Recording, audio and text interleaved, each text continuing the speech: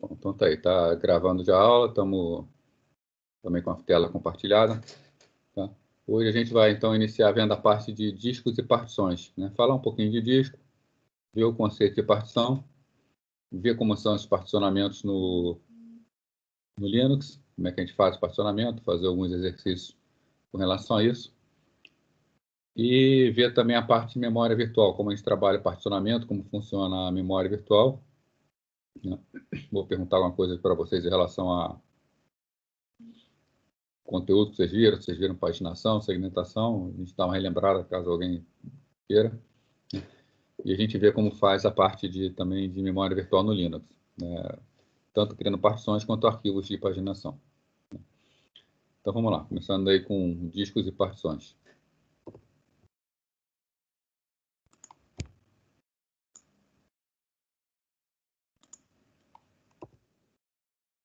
Bom, então o que são partições, né? Partições, né, são divisões que existem no disco rígido ou SSD, né, que marcam onde começa e termina um sistema de arquivos. Então vou botar, desenhar aqui o que seria um disco rígido, mas é claro que vai valer o mesmo para o SSD. Né? Então, um disco rígido a gente tem, normalmente o símbolo é uma figura como se fosse um tambor, né? A gente pode imaginar a partição como a gente pegar e separar esse tambor em partes, né? Então nós temos uma partição, uma segunda partição, uma terceira partição, né? Da mesma forma, se a gente imaginar esse tambor, esse disco, como uma sequência de bytes, e aí a gente tem exatamente o que é um SSD, né? Seria também como criar partes de dados, né? Onde tem a primeira partição, a segunda partição e a terceira partição, né? Um sistema de arquivos, ou ele vai estar dentro de uma partição, quando a gente fala em disco, SSD, a gente cria uma partição e a gente formata essa partição para criar um sistema de arquivos, ou, por exemplo, um pendrive, dispositivos mais simples, o disquete antigamente, onde a gente não precisa de partições, né? Nós temos o dispositivo e a formatação pode se dar direta no dispositivo e o sistema de arquivos é criado diretamente naquele dispositivo, né? Sem necessidade de partições, né? Uma outra característica das partições permite usar mais de um sistema operacional no mesmo computador, né? Ou preparar o disco com uma ou mais partes para ser usado com um único sistema operacional, né?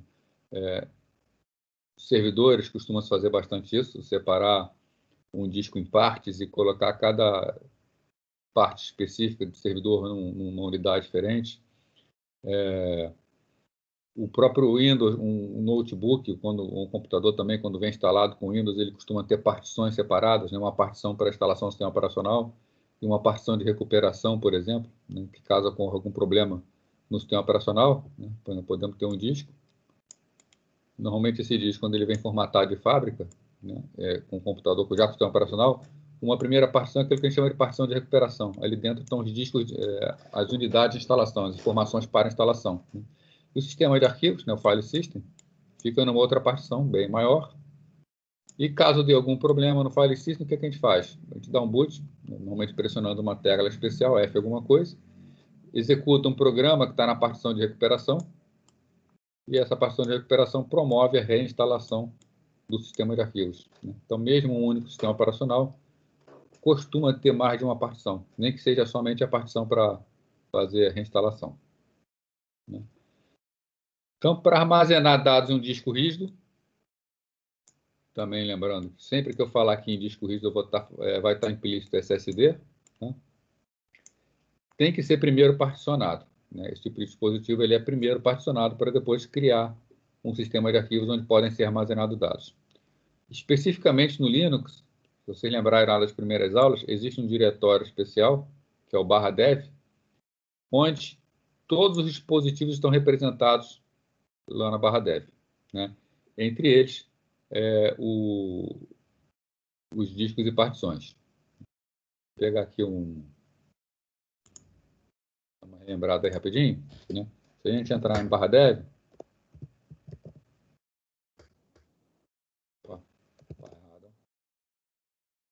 entrar em /dev e pedir para listar, né? A gente tem a listagem de todos os dispositivos que existem, né? Especificamente para esse exemplo dessa máquina, ela foi montada uma máquina virtual com discos SATA E os discos SATA eles começam com SD. Né? Então, se eu fizer aqui ls, então menos L para ficar completo, dá um grep SD, para pegar tudo que tem SD, nós vamos ver aqui SDA, SDA1 e SDA2. Né?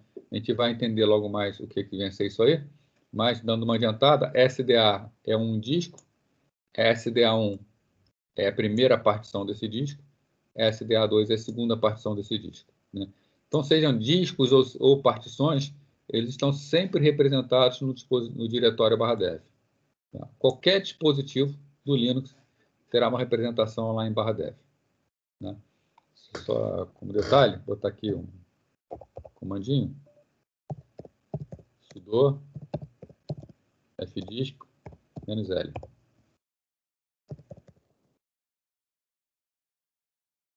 No caso, então, aqui, se olhar o dispositivo /dev/sda, é um disco de 20 GB, né? E ele tem duas partições. Tá?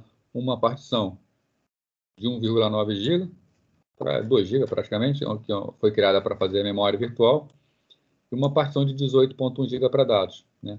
E nós podemos ver por aqui que quem é a primeira partição aqui de 2 GB, 1,9 GB? /dev/sda1. Né? E a segunda partição, /dev/sda2. Tá? Então, seja qual for o dispositivo, ele tem sua representação no diretório /dev. Né? Então, cada partição é identificada como um dispositivo nesse diretório /dev e deverá ser formatada. Né? Vocês devem ter estudado em sistema operacional o que é o processo de formatação. Né? Uma partição é uma sequência de bytes que, quando nós criamos essa partição, a princípio tem valores aleatórios aqui dentro. Né? Agora, um disco, um sistema de arquivos, para ser funcional, ele tem que ter uma estrutura própria, uma estrutura de dados própria, com dados bem armazenados, ponteiros apontando para locais corretos. Né? O processo de formatar significa pegar uma partição dessa,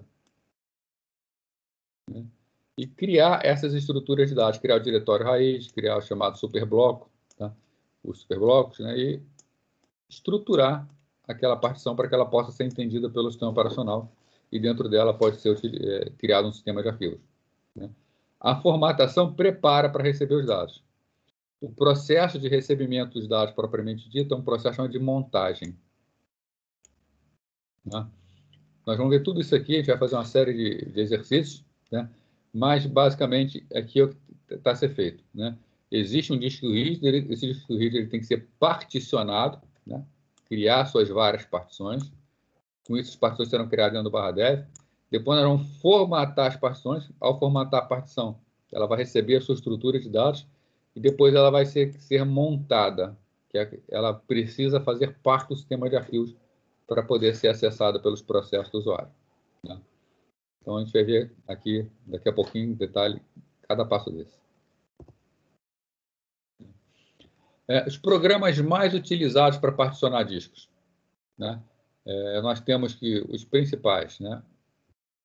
O fdisk, que é extremamente simples, tá?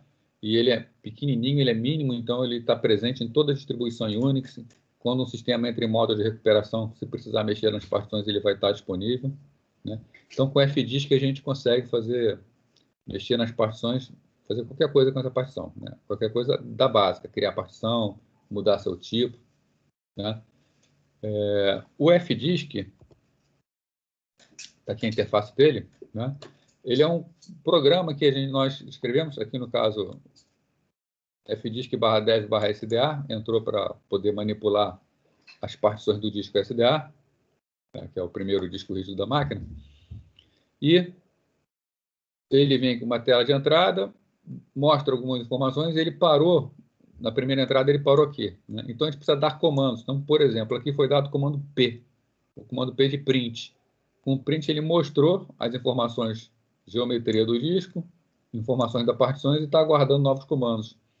Então, é um programa extremamente simples que nós vamos dando comandos para ele por letras, né? E conseguimos manipular as partições. Vamos ver daqui a pouquinho a utilização dele. Deixa eu limpar a tela aqui. O segundo programinha é o CFDISC. O CFDISC ele é equivalente ao FDISC, né? Mas ele é baseado numa biblioteca chamada Ncurses. Ncurses é uma biblioteca que é em modo texto, tá? É um programa ainda em modo texto, não tem nada de gráfico, mas fornece uma interface bastante amigável, embora em modo texto. Então, está aqui o exemplo de uma interface Ncurses. Quando a gente inicia o CFDISC, ele mostra as informações, aí mostra SDA1, SDA2, nós podemos usar a setinha para cima e para baixo para escolher a partições que queremos, podemos usar a seta para o lado, o tab, para poder escolher as opções que nós queremos, inicialização, excluir. Ele já permite modificar o tamanho de uma partição, então ele já é um pouquinho mais completo, né? E é modo texto, mas é bem mais fácil de utilizar. Inclusive, se tiver à disposição um mouse, pode clicar em cima de cada parte dessa que o mouse também interage com o texto.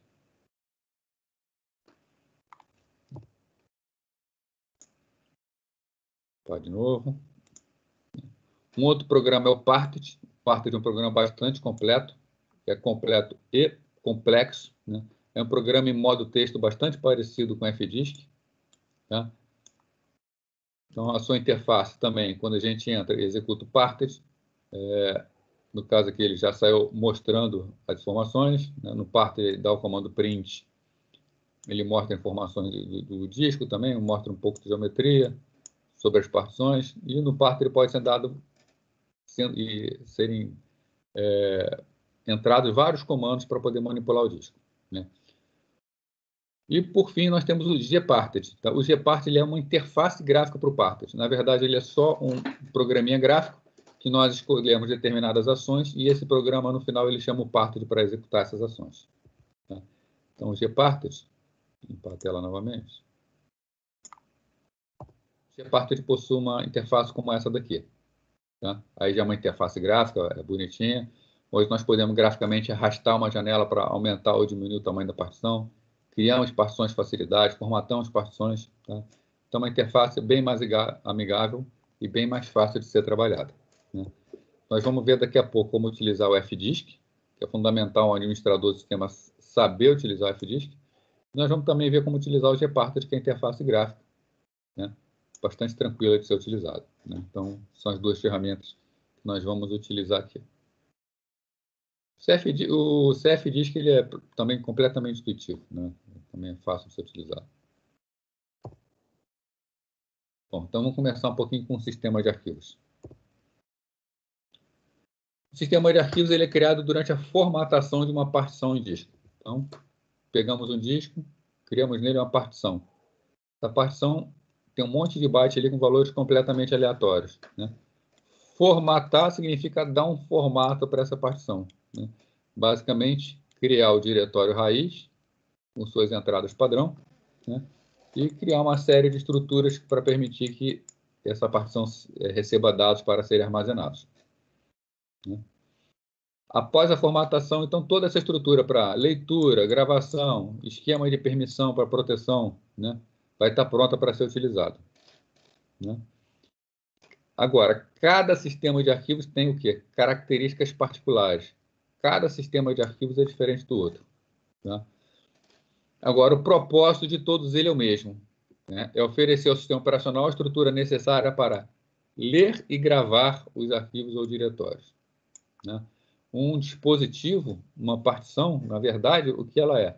Quando nós criamos a partição, ela é uma tripa enorme e dentro dessa tripa uma série de setores, né? Cada setor desse com exatos 512 bytes, né? Caberia a gente, para usar esse dispositivo, administrar os setores, gravar nele em grupos de 512 bytes e cuidar para que tudo funcionasse, né? O sistema de arquivos abstrai isso para a gente, ele cria uma estrutura aqui dentro com formatação e nós simplesmente criamos pastas e mandamos gravar informações dentro dessa pasta, né? Então, o sistema de arquivos é um grande facilitador, né? Cria a chamada máquina virtual. Alguns sistemas de arquivos, só para comentar, né? EST2, bastante antigo,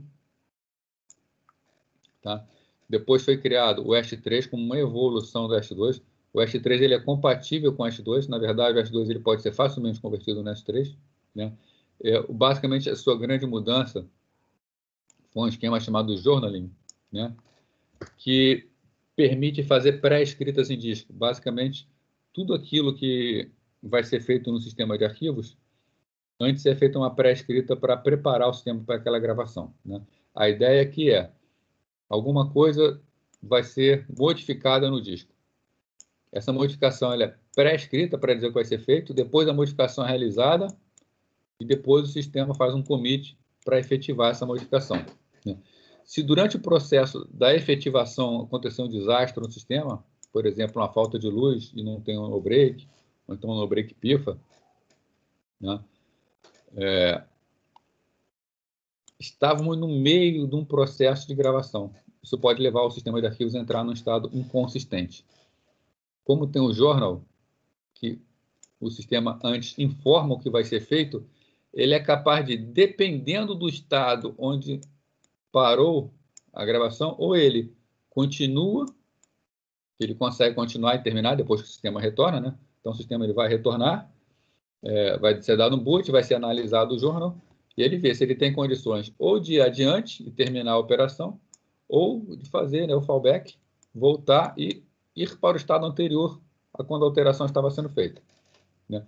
Então, o sistema de arquivos EST2, como qualquer sistema de arquivos, se houvesse um problema no sistema, ele poderia ser corrompido. Né? O EST3 facilita bastante, inclusive, para essa restauração. Né? O EST4, uma pequena extensão do EST3, né? Capacidade de armazenamento bem maior, né? Permitindo armazenar muito mais dados que o EST3. Tem algumas outras melhorias, mas ele ficou mais famoso mesmo pela grande capacidade de armazenamento. Né?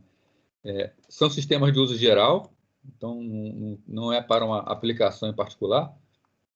Normalmente, quando se formata um sistema de arquivos no Linux, se usa atualmente o EST4. Né? E ele é muito estável, ele é um sistema muito estável, tá? Bastante confiável. Né? Um outro sistema de arquivos também que é nativo lá do Unix, é o conhecido o Razer FS, né? O Razer File System, tá? Que é um sistema de arquivo que foi desenvolvido desde o planejamento também com suporte a journaling. Tá? Então, ele leva uma vantagem que o EST3 e o EST4, eles são, na verdade, o EST2, em que evoluiu para ter um journaling. O Razer, não, ele já nasceu com journaling, desde o início. Né? Então, ele é voltado para quê? Para ser altamente tolerante a falhas. Qualquer problema no sistema, o sistema de arquivos pode se recuperar com facilidade. Ele se dá muito bem com um sistema de arquivos que tem arquivos muito pequenos. Então, se você tem um sistema que tem muitos arquivos muito pequenos, o Razer FS oferece um desempenho excelente. Né? Temos um outro sistema de arquivos, que é o tipo swap. Nós vamos estudar ele daqui a pouquinho. Né? O swap é um tipo feito para memória virtual. Então, quando a gente quer utilizar o sistema de arquivos, quer utilizar um disco, um dispositivo em disco, um SSD, para armazenar parte da RAM nele, para que ele possua maior memória, nós vamos precisar criar uma partição do tipo swap. Falar um pouquinho do Windows, o Linux fala praticamente com qualquer sistema de arquivos, então pode-se facilmente, por exemplo, acessar sistemas com partição FAT12, né? A FAT12 foi utilizada originalmente em disquete. Né? As FAT16, FAT32, nos primeiros Windows e sistemas MS-DOS. Né? Temos o sistema de arquivos também NTFS, né? Veio junto com o sistema operacional Windows NT, né? Para usuários. Ele começou lá no Windows XP, né, e posteriores. Ainda hoje é o NTFS, o sistema de arquivos padrão do Windows. Não é o NTFS original, obviamente, são evoluções do NTFS. Né? Mas ele possui suporte também a permissões de acesso, né? Compactação nativa, a gente pode preferir ele compactar dados. Claro que vai ter uma pequena perda de desempenho se utilizar a compactação. Né? E também dá suporte a journaling, o Windows. Né? Aí o Gabriel está perguntando se o swap aumenta o desempenho da máquina. Na verdade, é o contrário, Gabriel. Ele cai um pouco o desempenho da máquina. Tá? Mas o swap ele vai ser usado quando? Né? O swap, a princípio, ele não é usado. Tá? Vamos supor que eu tenho aqui uma máquina, essa máquina tem 8 GB de RAM. Né? Então, tem lá 8 GB. E vamos supor que eu criei minha memória virtual, uma área de swap de 4 GB. Então lá, swap 4 GB. Tudo meu vai ficar na memória RAM. Tá? Nada vai para o swap de graça. Nada vai ser transferido para o swap de graça. Mas se eu estiver numa situação em que eu estou usando memória, estou abrindo muito aplicativo, esgotei a memória RAM, tá? Não tenho mais o que fazer, não tenho mais memória RAM, e eu quero colocar um novo aplicativo em execução. Para colocar esse novo aplicativo em execução, eu preciso, né, de mais memória. E aí ele começa a fazer o swap. Ele vai fazer parte da partição de swap. O que ele faz? Ele vai pegar uma parte, né, ele vai ter um algoritmo lá com a inteligência dele, ele vai tentar adivinhar aquilo que ele menos usa e que vai demorar mais a usar. O que ele vai fazer? Vai tirar essa informação da memória RAM e vai jogar lá para swap. Né? Com isso, ele abre espaço na memória RAM e eu consigo executar agora esse aplicativo que eu não conseguiria executar por falta de memória. Porém, se essa coisa que está na memória RAM é porque vai ser usada, né? Então, no futuro, não tem jeito. No futuro, eu vou precisar trazer de volta do disco para a memória RAM.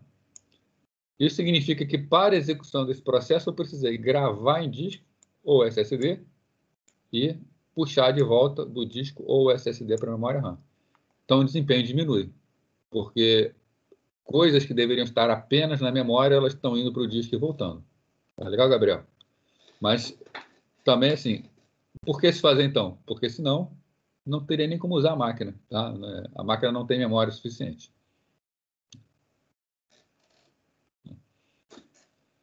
Por fim, temos o último sistema de arquivos aqui. Tá? Mais adiante eu vou listar para vocês todos os sistemas de arquivos que o Linux entende. Né? Mas é um BTRFS, né? O BTR File System. Né? Foi desenvolvido inicialmente pela Oracle. Tá? Quem conhece a Oracle sabe que ela está investindo muito no Linux, ainda mais que tem o Oracle Linux. Tá? E ela recomenda que se use o banco de dados em cima do Oracle Linux. Né? E você pensa, quem é a Oracle? Né? A Oracle é uma maior empresa de banco de dados que existe no mundo. Tá? Banco de dados executa direto em sistema de arquivos. Então, eles desenvolveram o BTRFS, que é o quê? É um sistema de arquivos muito bom, com excelente desempenho, principalmente para banco de dados. Né? E a tendência é que se torne o sistema de arquivos da próxima geração para sistemas de Unix e Linux. Ou seja, que ele venha a substituir aqui o EST4, né? A linha EST2, EST3, EST4. Se imagina que o BTRFS venha a substituir o sistema de arquivos. Tá? Então, vamos falar aqui de partições. Comentei com vocês que o nosso disco, mostrei lá, né? Uma unidade disco, ela se chama SDA. Né? Todo dispositivo vai estar dentro de barra def. Tá? Então, vocês podem ver aqui ó, algumas identificações positivas. Todos eles começam com barra def. Tá? Vamos entender um pouquinho a estrutura. Tá? Antes do nome, alguma coisa aqui na frente diz o que é o dispositivo. Né? Então, no exemplo aqui, SD. O que é SD? SD, originalmente, SD são os iniciais de SCSI Disk, discos SCSI. É uma tecnologia de disco hoje considerada ultrapassada. Tá? Mas foi utilizado também para os discos SATA. Tá? Então, discos SATA ou disco SCSI vai receber a sua identificação com SD. Né? Qualquer dispositivo que seja um disco SATA inicia com SD. Tá? Depois da identificação do dispositivo, vem o quê? Quer dizer, aqui identificou o tipo do dispositivo. Né? Aqui vai identificar o dispositivo individualmente. Então, se eu tenho, por exemplo, 4 discos SATA, vão ser os discos SDA, né? Vai ser o disco SDB, se é que ficou parecendo um C, né? Vão ser os discos SDC e por aí vai. Então, as duas primeiras letras iguais para todos eles, que eles são SATA, E o primeiro disco é o A, o segundo disco é o B, o terceiro disco é o C. Né? E se houver uma partição nesse dispositivo, a partição será um número no final. Né? Então, aqui no caso, 1. Então, o que é barra dev e barra SDA? Se está no barra dev é um dispositivo, SD, identificando que é um SATA ou um SCSI, né? O A está identificando que é o primeiro, né? Se for B é o segundo, por aí vai. E, por fim, o número que identifica a partição. Né? Algumas identificações de discos no Linux. Né? Então, por exemplo, FD0, né? É o floppy disk 0. FD1, floppy disk 1. No caso do floppy disk, não existe partição. Um disquete não pode ser particionado. Então, o dispositivo ele não é identificado pela letra A, B, C, mas sim por um número, 0, 1. Né? No caso aqui, barra dev, barra SDA, identifica o quê? Primeiro, disco. Ele é um disco. SDA1. Temos um aqui no final. Então, ela é primeira partição do primeiro disco. Né? 1 da primeira partição, A do primeiro disco. Do tipo SATA ou SCSI, já que é SD. Quem é SDB? SD. Disco SATA ou SCSI. B. Né? Segundo disco. SDB3. Quem é o 3? Terceira partição. B. Do segundo disco. E tipo de disco. SATA ou SCSI. SR0. SR é como se identifica CD-ROM. Né? Eu estou falando aqui CD-ROM, mas, na verdade, o SR é uma unidade ótica. Tá? Então, pode ser um drive de CD, pode ser um drive de DVD, pode ser um drive de Blu-ray. Né? Ele vai ser identificado como SR. Né? Se tiver duas unidades óticas, SR0, SR1. Né? Então, tudo dentro do dev tem essa identificação. Tá? Uma pergunta aí? Então, vamos lá. Então, vamos fazer aqui um pequeno exercíciozinho. Tá? Vamos criar um disco no VirtualBox. Né? Então, vou fazer o seguinte laboratório. Criar um disco virtual SATA contendo 7 GB. Tá? 7 GB para não ocupar muito espaço. E logo mais a gente vai fazer uma série de exercícios em cima desses 7 GB, particionando e tudo mais. Tá? Depois que criar esse disco virtual, iniciar a máquina virtual, identificar esse disco virtual dentro do diretório /dev, né? E listar todos os discos do sistema. Né? Vamos usar para esse comando fdisk-l, eu já até utilizei aqui. Então, vamos lá. Então, já que a gente vai identificar mais tarde no /dev, vamos ver logo como está o /dev, só para relembrar aqui. Cadê meu mouse? Está aqui. Então, temos aqui o... Já estou dentro do diretório /dev. Né? Então, o comando pwd está adiantando no /dev. Vamos criar um disco SATA. Esse disco vai ser do tipo SD. Então, vamos ver o que já existe aqui de SD. ls-l grep SD. Opa, botei DD, acabei errando. Grep. O S, né? O S no teclado está meio ruinzinho. Então, -l grep SD. Reparo que eu tenho o disco SDA e ele tem duas partições, SDA1 e SDA2. Como a gente vai aqui criar um novo disco, vai ser um disco diferente de SDA. Tá? Vamos lembrar aqui, então, ó, grep SD, o único disco que existe no sistema é SDA. Deixa eu, então, desligar essa máquina.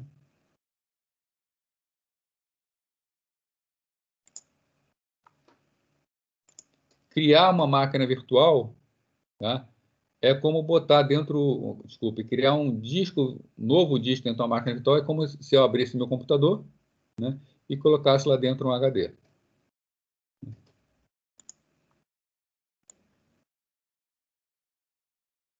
Então, aqui o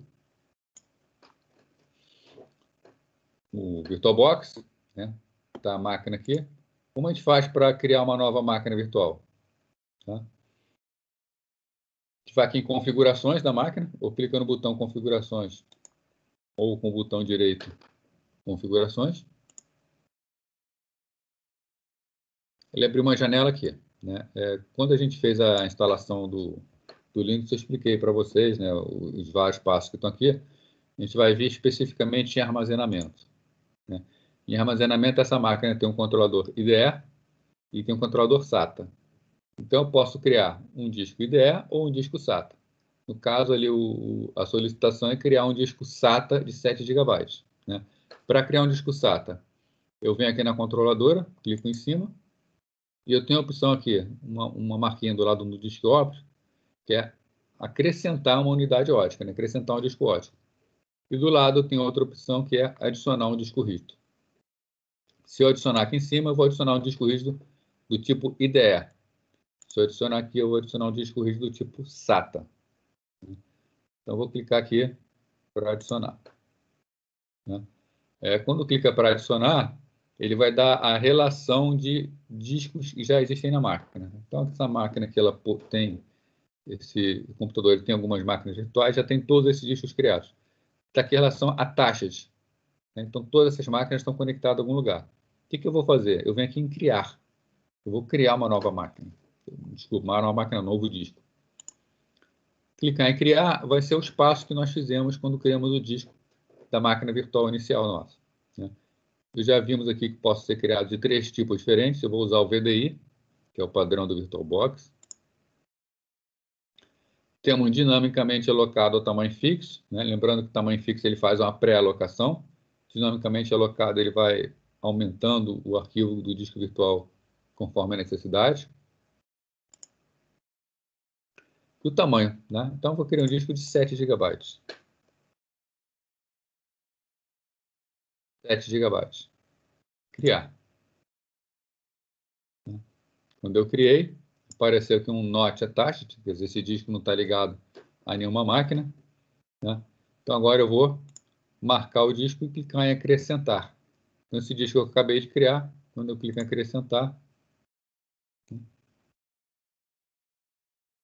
Desculpa, eu tinha que...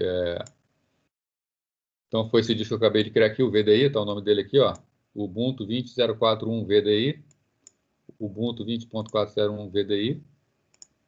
Abro. Eu dou 2 cliques em cima, pronto. Tá? Então, está adicionado aqui.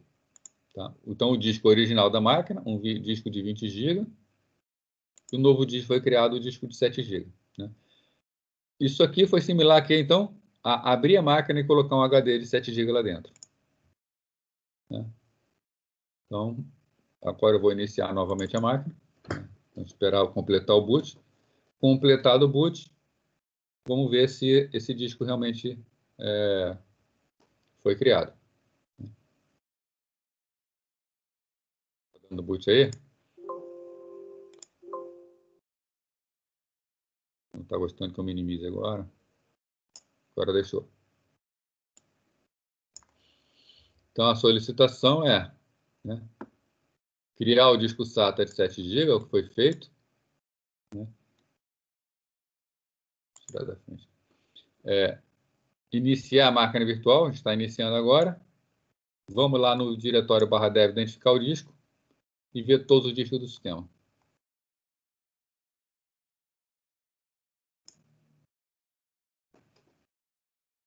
Está tranquilo até agora? Alguém quer fazer alguma pergunta enquanto essa máquina inicia?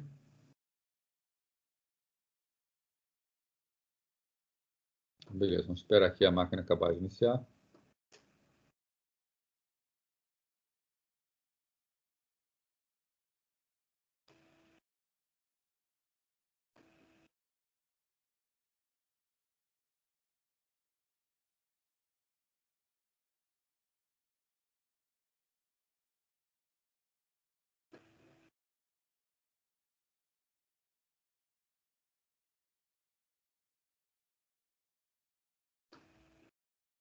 Entrar na conta.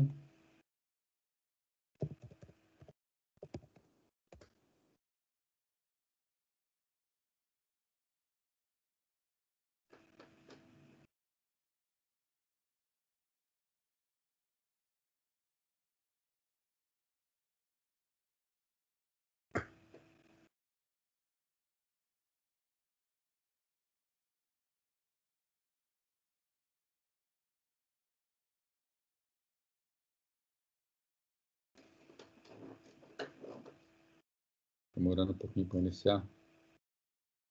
Mas vamos chegar lá.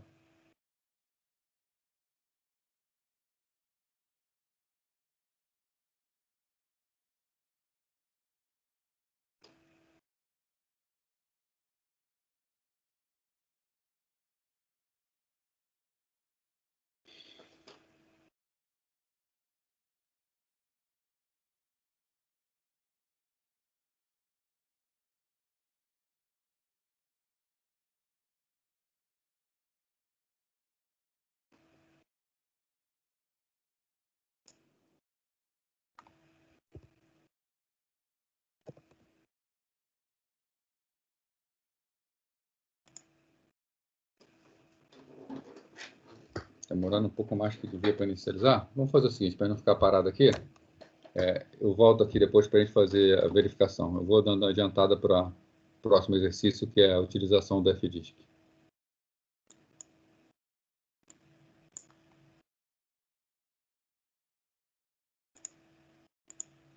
Então, vai ficar faltando a gente entrar lá no diretório /dev para verificar e listar, usar o comando fdisk-l. Então, vamos ver aqui logo o fdisk, como funciona.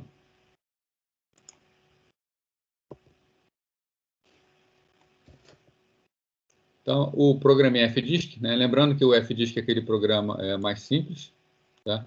Que a gente utiliza para poder formatar o sistema de arquivos. Nós vamos ver como formatar esse sistema. Tá? O fdisk, quando ele é iniciado, ele deve receber como parâmetro o dispositivo que ele vai manipular. Né? Então, por exemplo, se eu vou manipular o dispositivo /dev/sdb, eu tenho que chamar o comando fdisk/dev/sdb. Né? O fdisk ele deve ser executado, obviamente, obrigatoriamente por um administrador do sistema. Né? Se não for administrador do sistema, não vai poder manipular as partições. Né? Então, ou vai ter que ser a conta root, ou eu tenho que preceder a execução com o comando sudo, né? Para poder ter direitos administrativos. Né? E o fdisk ele possui, tá? Entre outros, os seguintes comandos. Tá? Então, o fdisk ele possui vários comandos. Logo de cara, ele já dá a dica que se pressionar M, ele dá uma ajuda do sistema. Né? M de manual, então é a parte de ajuda. Né? Se eu quero listar as partições que são conhecidas, eu pressiono L. Se eu quero ver as tabelas de partições e demais informações do disco, a letra P de print, né? O L é de list. Para apagar uma partição, para excluir uma partição, D de delete. Né? Para criar uma partição, N, né? New. Né? T, abreviação de toggle, né? Para trocar o tipo da partição. W, write, né? Então ele grava e sai. E o Q sai sem gravar. Tá? É importante reparar isso aqui pelo seguinte: o fdisk ele não faz as modificações em tempo real no disco. A gente pode manipular à vontade o sistema de arquivos, né? Melhor dizendo, o disco, a geometria, criar partição, excluir partições. Na verdade, ele está fazendo tudo isso em memória. Somente se eu apertar W é que essa informação será efetivamente gravada no disco. Né? Se não, eu posso sair sem gravar pressionando o Q. Deixa eu voltar lá, eu estou achando que deu algum problema aqui. Deixa eu encerrar essa máquina e iniciar de novo.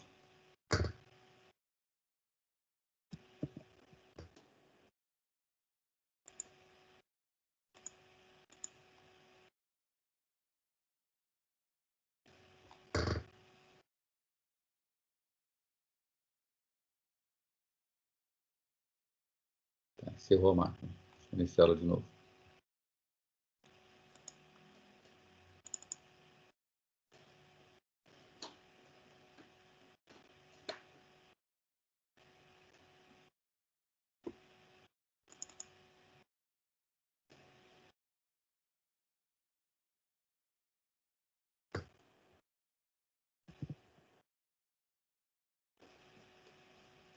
Não está dando sorte com essa inicialização dessa máquina. Quando é para aula, é só inicializar que ela funciona rápido. Agora, quando vou inicializar no meio da aula, ela tem aprontado.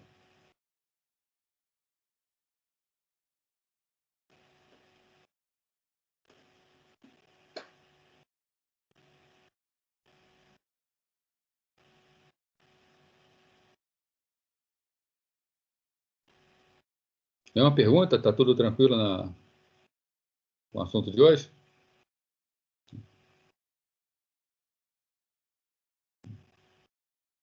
O assunto de hoje ele é bem mais tranquilo do que da semana passada, né? Semana passada a gente viu a parte de controle de processos, System CTL.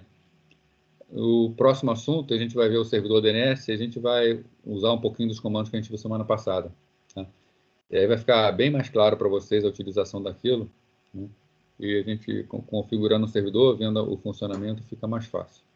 Então a gente vai voltar ao assunto da semana passada e vai ficar bem melhor.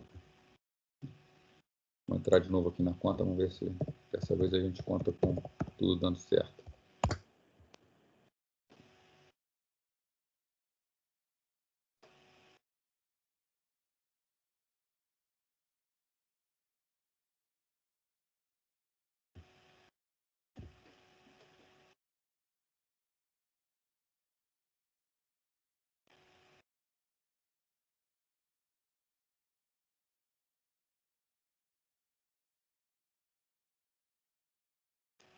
Oi, Luciano, usar o Fedora no lugar do Ubuntu não faz diferença nenhuma, pode fazer à vontade, tá? Pode usar o Linux que preferir.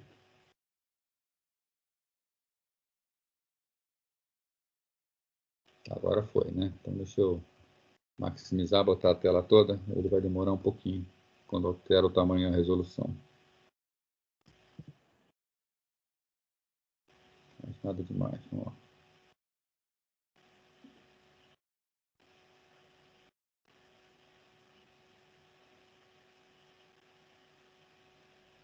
Ela não está atendendo. Ela começou a responder. Então, abriu o terminal.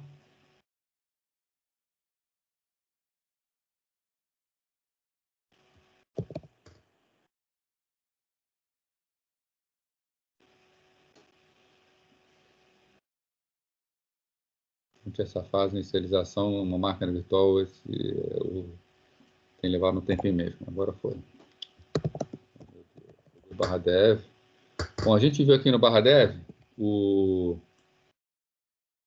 quando a gente pediu para listar e pediu para ver os tipos de dispositivos SD, ele mostrou somente SDA, né?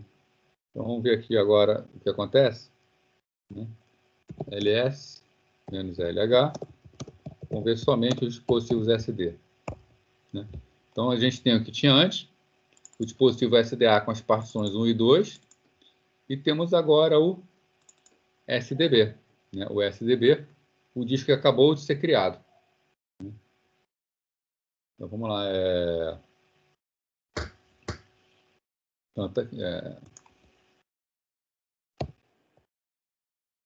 sudo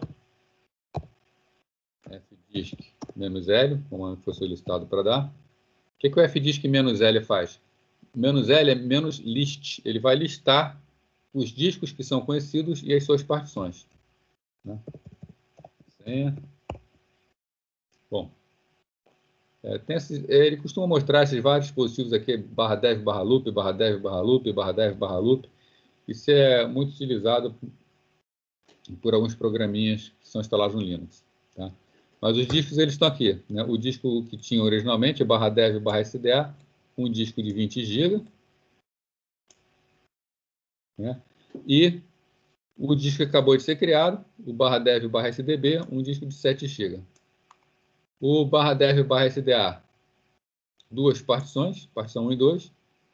Já o de 7 GB não tem partição nenhuma, tá? Então vamos criar essas partições. Vamos utilizar aqueles comandos que a gente viu do fdisk, mais para frente a gente vai usar a interface gráfica para ver como fica mais fácil, né? Então aqui, vamos utilizar esses comandinhos que estão aqui, tá? M, L, P, né? No documento que eu deixei para vocês tem toda a sequência, tá? Aqui eu vou fazer a sequência para vocês, mas não está escrito a sequência. Então o que eu estou solicitando aqui? Criar as partições SDB1, SDB2, tá? A SDB1, uma partição com 3 GB. Tá? A SDB2 é uma partição com todo o restante do espaço. Então, como diz, tem 7 GB, ela vai ter 4 GB. Tá? E prestar atenção aqui no tipo da partição primária e partição estendida. Tá? Agora eu vou pedir para vocês lembrarem algo que a gente viu semana passada. Lembra que semana passada, quando eu falei com vocês da MBR, eu falei que o MBR ele tinha que ter espaço suficiente, né? Ele é um setor do disco que tem lá os seus 512 bytes. E ele tem uma tabela, né, que identifica a partição do disco, a tabela de partições do disco. Essa tabela de partição fica no setor 0 e, se vocês lembrarem, eu pedi para vocês lembrarem, elas têm exatamente 4 entradas. Né? Então, a tabela de partições do disco originalmente aceita 4 entradas. Como ela aceita 4 entradas, essas entradas serão, por exemplo, para o disco SDB, as SDB 1, 2, 3 e 4. Né? Mas alguns sistemas precisam de mais partições, de mais do que 4 partições. Então, existe a possibilidade de a gente criar a chamada partição estendida. A partição estendida é uma partição que o hardware da máquina não enxerga. Tá? O hardware não vai enxergar, porque o hardware só vai ver aqui 4 partições, da tabela de partições. Porém, dentro da partição estendida, eu posso criar várias partições lógicas que o sistema operacional entende. E se o sistema operacional entende, eu posso criar quantas partições lógicas eu quiser. Né? Então, a gente vai criar aqui uma primária, né? Uma estendida. Primárias estendidas podem ter até 4. E depois as outras. Como as partições, né, primárias estendidas elas recebem a numeração de 1 a 4, 1, 2, 3, 4, a partição lógica sempre começa no 5. Mesmo que tenha espaço vazio antes. Tá? Então, é a razão pela partição lógica ser aqui é 5 e é 6. Então, vamos criar essas partições, né? Sendo ainda que essa primeira partição primária ela vai ser do tipo EST4. Né? A partição 5 vai ser do tipo NTFS. E a partição 6 vai ser também do tipo EST4. Né? A primeira de 3 GB e as outras duas de 1 GB. Essas partições aqui de 1 GB, obviamente, elas estão dentro da lógica. Ou melhor, da estendida. Bom, deixa eu limpar aqui. Vamos lá para o Linux. Bom, FDisk.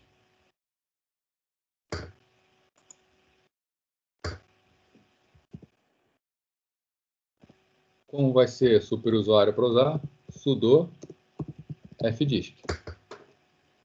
Comentei com vocês, tem que passar para o FDisk o dispositivo que ele vai manipular. No caso, ele vai manipular qual dispositivo? /dev /sdb, né? O segundo disco, aquele disco que a gente acabou de criar. Tanto aqui o /dev /sdb. Tem aqui, ó, M para ajuda, né? Manual. Se eu apertar M e der Enter, ele me explica todos os comandos que podem ser utilizados. Então, a lista grande de comandos aqui. Tá? Vamos usar alguns comandos aqui. Primeiro, o comando P. O comando P é o print. Ele vai mostrar as tabelas, as partições. Então, ele está dizendo aqui que tem um disco de 7 GB, tem setores de 512 bytes, setores normais, identificador do disco, uma série de informações. E não tem nenhuma partição criada. Como a gente faz para criar a partição? Para criar a partição é o N, de new, né? Nova partição. Então, a gente coloca N e dá Enter. Aí ele sai perguntando, qual é o tipo dessa partição? Primária ou estendida? Né? Então, vemos aqui que tem 0 partições primárias existentes, 0 partições estendidas existentes e espaço para 4 partições. Né? Que nós vimos lá, limitação da BIOS. Então, o tipo da partição, ou eu boto P para criar uma primária, ou eu boto uma E para criar uma estendida. Eu vou criar a partição primária, né? Se lembrar, a gente está querendo criar a primeira partição como sendo primária. Então, beleza, partição primária e Enter. Né? Ele vai perguntar o número da partição. Né? Pode ser de 1 a 4. Então, vou aceitar o padrão, partição 1. Só vou dar Enter.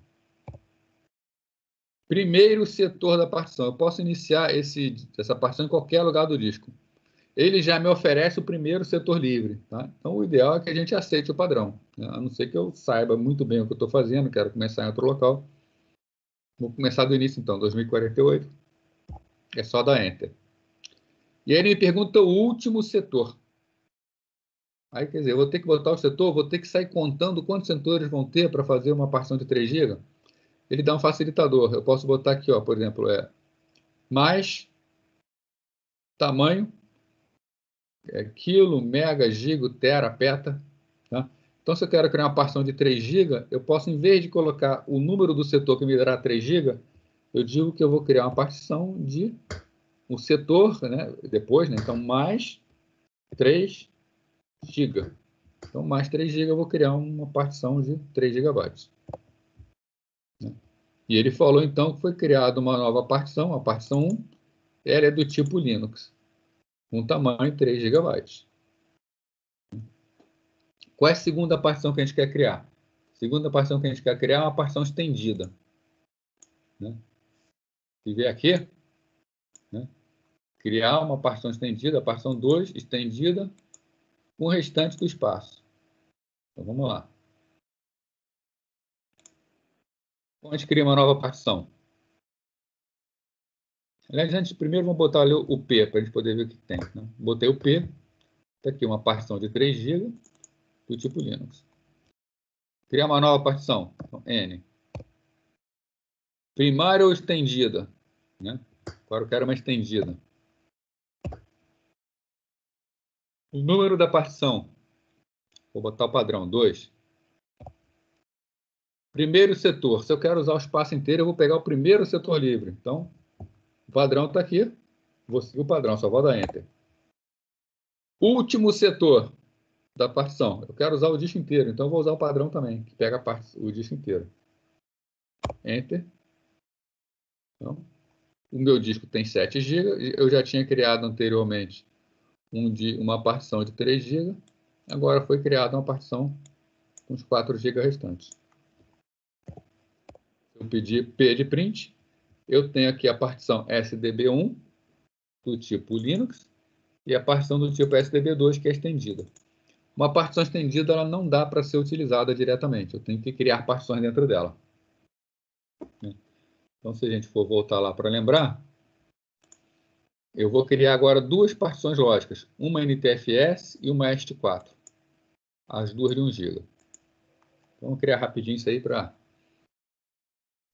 passar rápido essa parte. Então, nova partição, N. Como é uma partição lógica, ele já está falando, é o número 5, nem pergunta mais nada. Qual o primeiro setor? Tá? Vou usar o primeiro setor livre. Qual o tamanho da partição? Quero uma partição de 1 GB? Então, mais 1 GB. Criou uma partição do tipo Linux. Pô, mas eu queria uma partição NTFS, ele criou Linux? Então, ele criou Linux, mas não tem problema, a gente vai mudar isso depois. Vamos criar logo a segunda antes de mudar. Nova partição. Já disse que ele vai criar a partição 6. Eu vou usar o primeiro setor livre, então é só dar Enter. Uma partição de 1 GB, então mais 1 GB. Outra partição Linux. Então, vamos ver a estrutura que está aqui. Aqui já está quase a estrutura que foi pedida lá no exercício. Tá? Uma partição primária de 3 GB. Uma partição estendida de 4 GB. E dentro dessa partição estendida, uma partição lógica de 1 GB e uma segunda partição lógica de 1 GB. A única diferença aqui é que a partição que eu quero, como partição 5, é uma partição NTFS. O sistema de arquivos lá do Windows. Então, como a gente faz isso? Eu vou trocar o tipo da partição. Né? Para trocar o tipo é a letra T. Então, T. Trocar um tipo numa partição. Ele vai perguntar qual é o número da partição que eu quero trocar. O padrão é 6, mas eu não quero trocar o padrão, eu quero trocar da 5. Então, vou colocar ali, eu quero trocar da partição 5. Aí ele está perguntando qual é o código hexadecimal da partição. E vou ter que saber, né? Tem que saber. Tá?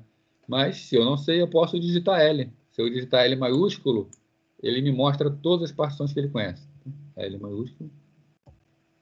Ele conhece essas partições aqui, esses tipos aqui. Tá? Então, qualquer um desses tipos de partição eu posso utilizar no Linux, que ele consegue utilizar. No caso NTFS, tá? Tá aqui, é o tipo 7. Né? O tipo 7 eu posso botar informações do tipo Extend FAT, NTFS ou HPFS. HPFS é o sistema operacional nativo dos primeiros sistemas OS X da Apple, né? Bastante parecidos com NTFS. Então, tipo que eu quero colocar, 7. Então, qual é o código hexadecimal? 7. Dou Enter. Então, tipo da partição Linux foi alterado para NTFS, que é o que me interessa. Se eu botar P, está aqui exatamente como foi solicitado. Na primeira partição primária, Linux, vai ser ST4. Na segunda partição estendida, a partição 5, NTFS. A partição 6, Linux. Está pronto? Está particionado? Não está nada feito ainda. Né? Lembra que o FDisk ele só faz em memória.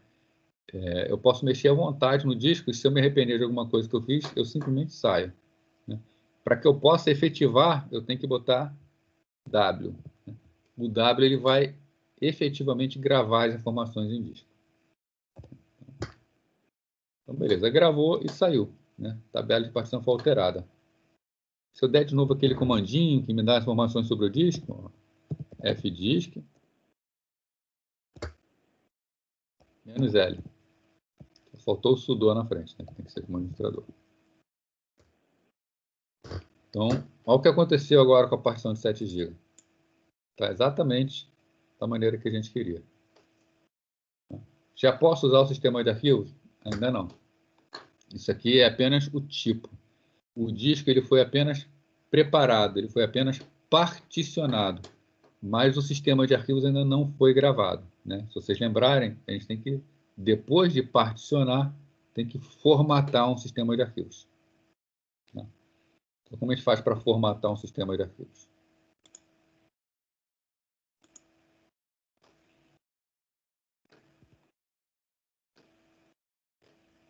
Então, o programa do Linux que vai formatar as partições é o mkfs. Né? Só como curiosidade, no Windows, o comando do prompt para formatar é format.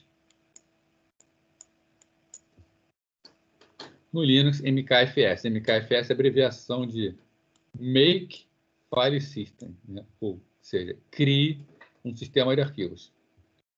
O mkfs ele é um programa um pouquinho complexo, porque cada sistema de arquivos tem uma estrutura diferente dos demais. E alguns sistemas de arquivos têm algumas propriedades, outros têm outras propriedades.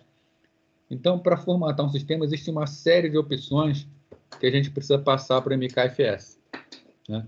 E com essas opções, a mkfs pode formatar de forma adequada. Tá? E essas opções, elas dependem muito do tipo da partição. Né? Então, para facilitar a vida, né, são criadas variações do mkfs. Né? Se eu quero, por exemplo, formatar com a partição ST4, existe um programinha chamado mkfs.st4.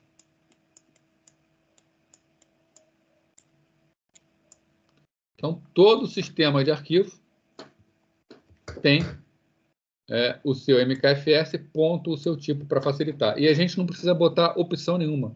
Porque quando eu mando, por exemplo, formatar ST4, ele já bota, esse programinha já chama mkfs com todos os parâmetros específicos do ST4. Né? Então, está aqui, né? Se eu quiser formatar com ST2, mkfs.st2, mkfs.st3, .st4. Se eu quiser formatar com FAT, mkfs.fat, .vfat. Formata com MSTOS, formata também com NTUFS. Né? Então, cria uma série de sistemas de arquivos diferentes. Então, eu quero formatar o /dev/sdb1 com o sistema de arquivos est4. Como é que eu crio? mkfs.est4 e o dispositivo, né? Ou melhor, a partição. Então, vamos fazer essa formatação. Vamos primeiro para frente, depois a gente vê os laboratórios. Então, aqui já está o laboratório. Né? Então, quero formatar aquelas partições anteriormente, criadas anteriormente, como a gente faz para formatar? mkfs.tipo e dispositivo. Então, vamos fazer isso aí.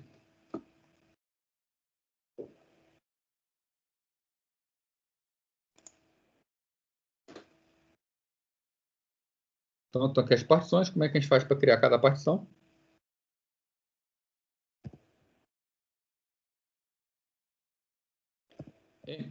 Primeiro sudo, né? Tem que ser como administrador. Sudo. A partição 1 eu quero criar como est4. Então, mkfs.est4 /def/sdb1.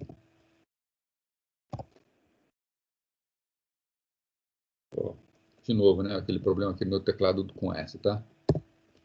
/def/sdb1. Então, ele formatou e está formatada com o sistema de arquivos est4.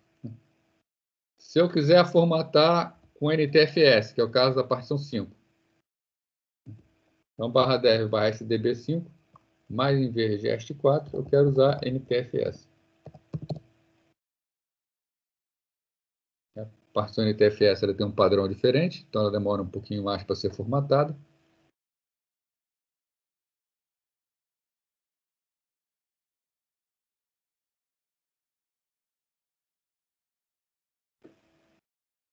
Está criando as estruturas do volume NTFS. Pronto, terminou, né? E de forma bem educada, have a nice day, né? Tenha um bom dia. Por fim, eu quero criar agora a partição 6 para formatar com est4. Tá, vou te mostrar, Luciano. Só terminar aqui. Então, o sudo mkfs est4 sdb6.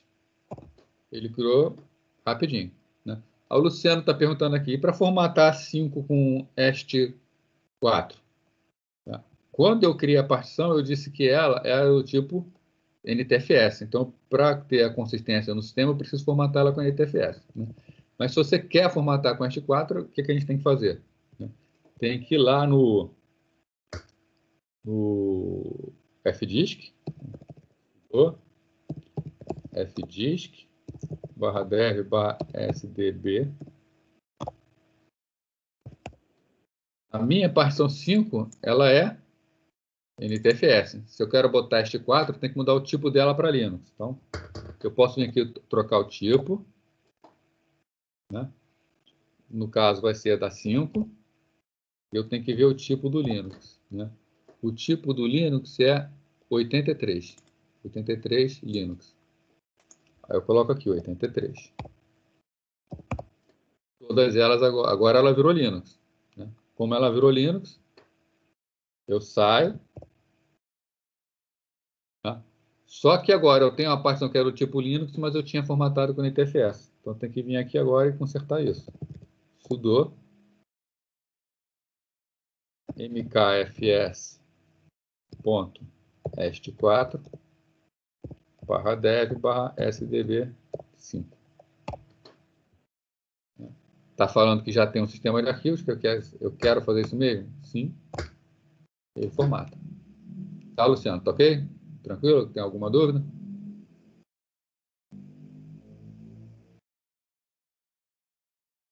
Então, vamos voltar agora em NTFS, tá? A gente vai voltar para NTFS. De novo SDB. A partição 5 do tipo Linux. Eu vou trocar ela, partição 5, eu já sei que o número é o 7. Beleza. Está de novo com NTFS. Gravo. Formato de novo. mkfs.ntfs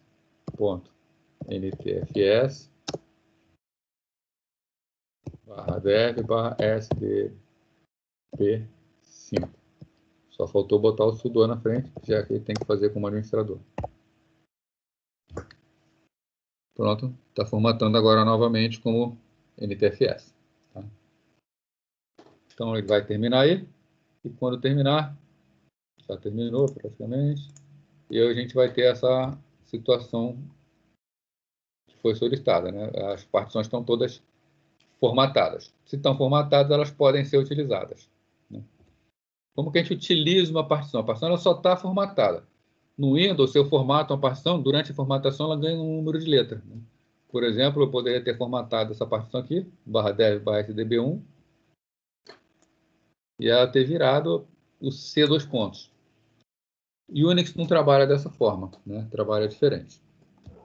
Então precisa fazer a montagem, né? O Windows ele pode ter várias entradas diferentes para os vários sistemas de arquivos, né? C dois pontos, D dois pontos, E dois pontos. O Unix não, ele só tem um sistema de arquivos que é o sistema de arquivos raiz. Tudo é montado nele. Tá. Então antes disso, vou falar sobre o journaling. Já que está na sequência aqui. O que é um sistema de journaling? Ele grava qualquer operação que será feita em disco numa área especial chamada journal. Tá? Então, tudo aquilo que ele vai fazer, ele avisa lá. Ocorrendo problemas durante a alteração no disco, ele pode voltar ao estado anterior ou finalizar a operação. Tá? Isso acrescenta ao sistema de arquivos o quê? Uma maior tolerância a falhas. Caso dê algum problema no sistema, o sistema pode se recuperar de forma mais facilitada.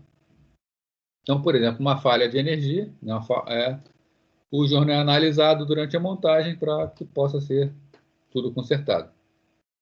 Então, dependendo do estado da operação, ela pode ser desfeita, né, volta atrás, ou pode ser finalizada, garantindo que não tem nenhum problema na máquina.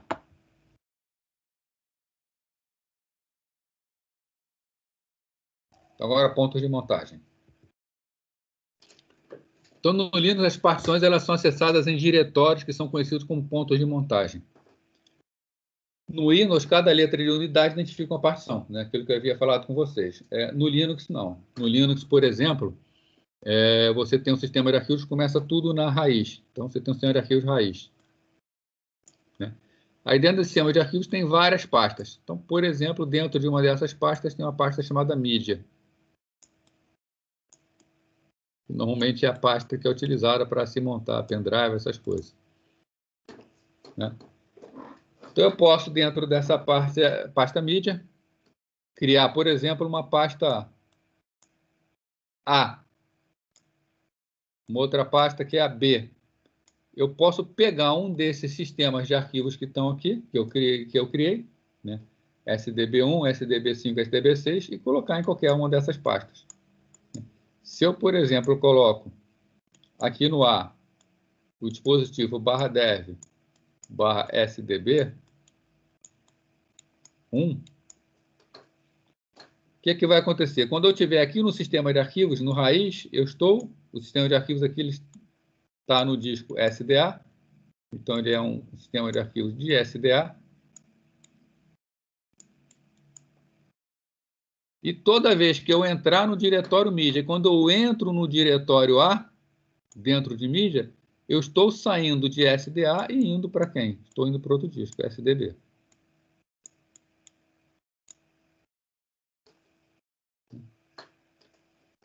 Cada partição pode ser montada em qualquer diretório, não existe restrição.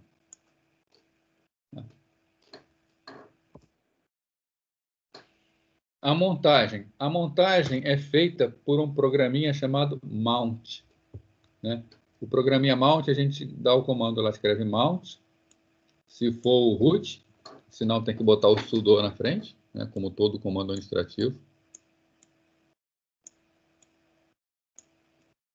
Então, sudo mount, o dispositivo, /dev/sdb1, o ponto de montagem e algumas opções de montagem. Tá? Quais são as opções? Aqui para mostrar algumas. Menos T tipo, diz o tipo de sistema de arquivos que vai ser montado, né? Se eu quero, por exemplo, fazer uma análise naquela partição, eu quero garantir que eu não vou, sem querer, apagar nada da partição, eu posso montar com o parâmetro "-r", que ele monta como somente leitura. Já o "-w", por exemplo, monta como leitura e gravação. É o padrão, não precisa colocar. Mas se quiser botar explicitamente, não tem problema nenhum.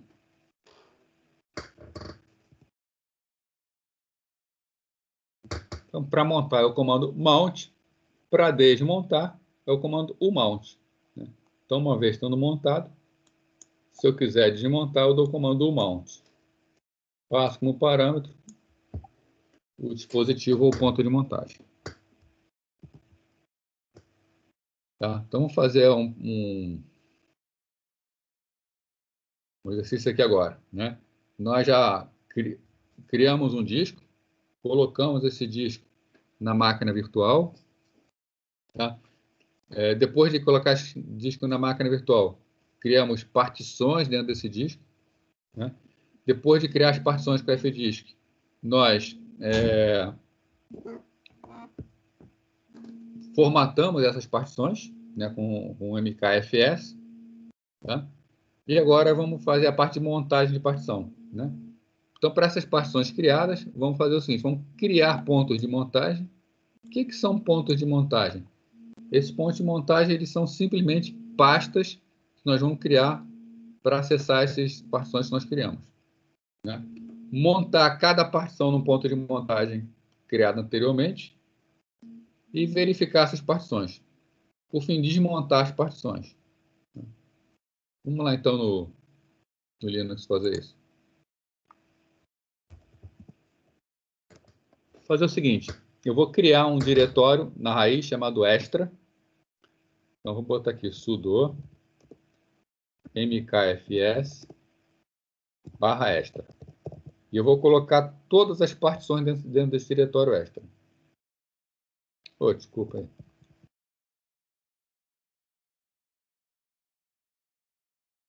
Essa é para criar sistema de arquivo. Estou maluco aqui. mkdir extra, para criar o diretório. Né? Criado esse diretório extra, dentro dele eu vou criar as partições. Eu vou criar B1. Dentro de B1 eu vou montar o SDB1. Eu vou criar B5, onde eu vou montar SDB5. Eu vou criar B6, que é onde eu vou criar SDB6. Tá? Eu estou botando aqui B1, B5, B6, só para me facilitar eu lembrar o que é cada partição. Né? O nome do ponto de montagem pode ser qualquer um. Não tem que ser obrigatoriamente diretório extra, não precisa ser B1, não precisa terminar com o número de partição, nada. Pode ser qualquer nome de diretório. Então, aqui foi feita a primeira parte, criar os pontos de montagem. Né? Então, criamos os pontos de montagem. Montar cada partição em um ponto de montagem criado anteriormente. Como a gente monta essa partição? Vamos lá para o Linux. Né? Então, eu quero montar a partição SDB1 em /extra/B1. Então, sudo, comando para montar. Mount. Fazer a montagem. Montar quem? /extra, /SDB1. Desculpa, é o primeiro dispositivo. /dev, /SDB1. Montar em /extra, /B1. Só faltou um detalhezinho aqui. Qual o tipo dele? -T, EST4. Estou montando uma partição do tipo EST4 que está no dispositivo SDB1 e montando em /extra/B1. Já foi feita a montagem. Né? Se eu utilizar o comando df, por exemplo, df-h, aparece aqui os sistemas montados. Né? O /dev, /sda2 é o sistema de arquivos raiz, mas o /dev, /sdb1 está montado em /extra/B1.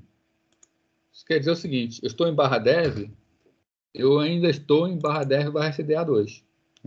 Se eu der um cd /, eu fui para a raiz do sistema de arquivos. Eu ainda estou em SDA2, ainda estou no dispositivo SDA2. Se eu der cd extra, PS, eu estou dentro do dispositivo SDA2.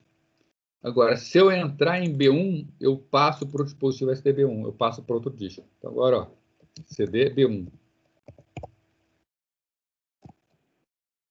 Tudo que eu gravar nessa partição, nesse diretório extra barra B1, vai ser gravado, na verdade, no diretório, melhor, no dispositivo barra dev barra SDB1. Ok? Tranquilo aí?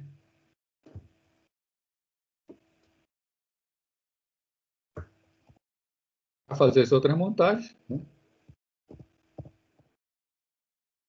O B5 é quem? O B5 é um tipo NTFS. Então, eu vou montar barra dev barra SDB5. Ele é do tipo NTFS. Da mesma forma, eu vou montar agora o 6.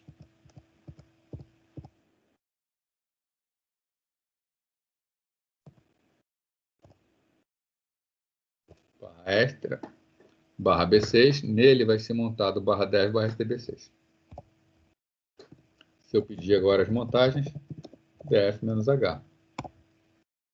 Está tudo montado. As partições que eu criei, formatei, agora está montado, eu posso usar. Né? Tanto que eu sei entrar aqui, eu estou dentro de B1, né? Eu posso criar aqui um arquivo qualquer, vou criar aqui, por exemplo, um touch teste. Ele vai criar um arquivo teste. Teste.txt. Tem que ser o root, né? Sudo touch teste.txt. Aqui dentro de barra dev barra B1 tem um arquivo chamado teste.txt. Vamos sair desse diretório. E agora eu vou desmontar o B1. Então, como é que eu faço? O mount.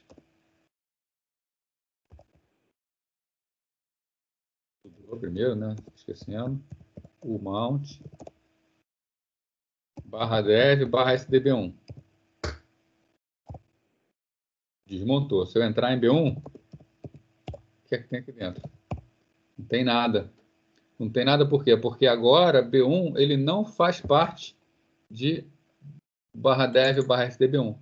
B1 é um simples diretório do sistema de arquivos raiz. E se eu montar novamente mount, sudo mount, barra dev barra STB1 barra extra barra B1.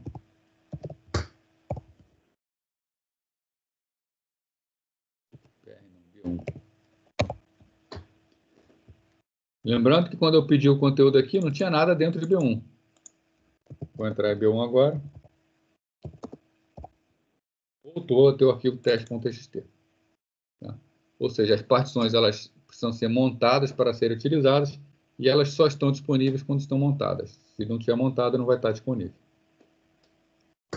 E por fim, pedir para desmontar tudo. Né? Então, df-h, vamos desmontar todos eles. Vamos ver, para desmontar, utilizando o ponto de montagem, barra extra barra B5. Mount, barra extra barra B5.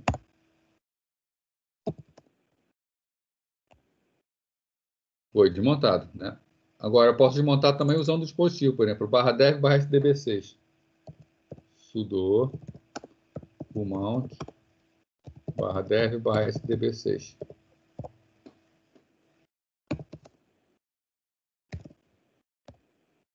Ficou um B1, saiu também um 6. Para tirar um agora. Tá, não posso, né? Não posso pelo seguinte, eu estou dentro dele. Eu estou dentro do diretório B1, eu tenho que sair. Vou sair de B1. Agora ele vai deixar de desmontar. Desmontou.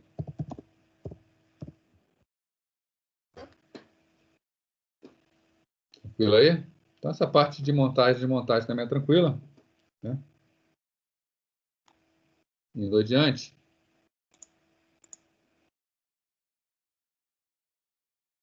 Montagem automática desse sistema de arquivos. Não. Eu estou montando e desmontando na mão, mas o que acontece quando eu faço esse comando mount? Quando eu dou esse comando mount na mão, se eu desligo a máquina, quando eu volto a máquina não está mais montada. Tá? O sistema de arquivos não está mais montado. Como eu faço para tornar permanente essa montagem? chamada montagem automática, né? Existe um arquivo chamado fstab, tá? Que ele precisa ser manipulado para fazer essa montagem automática. Ele permite que partições sejam montadas facilmente, tá? Especificando somente o dispositivo ou ponto de montagem, tá? Esse arquivo contém parâmetros sobre as partições que são lidos pelo comando mount. Então, basicamente, se eu quiser montar, eu vou usar uma estrutura como essa daqui, né? Deixa eu ir lá no Linux, deixa eu copiar essa estrutura, para a gente não perder tempo digitando, e eu explico lá o funcionamento dela.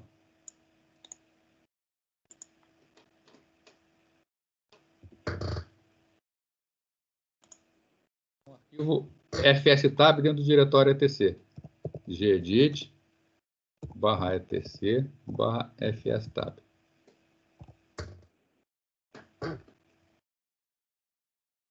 Já tem algumas informações aqui, né? Por exemplo, já tem a montagem aqui, que vai ser feita pelo systemd, que o sistema de arquivos raiz, ele vai estar sendo do tipo EST4, ele vai estar sendo montado.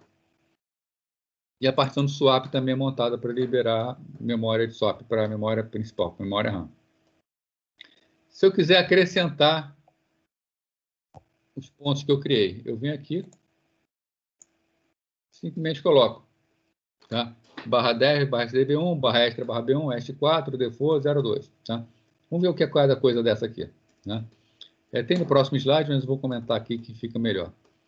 O primeiro campo é quem é o sistema de arquivos. Então, é a partição /10, /stb1, /10, /stb5, /10, /stb6. As partições que nós criamos. Vai ser montada onde? /extra, /b1, b5 e b6. Qual o tipo das partições? A primeira e a última são est4 e a do meio é NTFS. Aqui são opções, depois eu vou mostrar para vocês algumas opções. Quando a gente bota default, é para botar as opções default, ou seja, aquelas opções mais comuns que a maioria vai usar, né? E, por fim, dois números que são dump e o pass, tá? O dump é frequência com que é feito o backup, tá? E o pass é prioridade para verificação de erros no sistema de arquivos. Vamos ver com mais detalhes agora.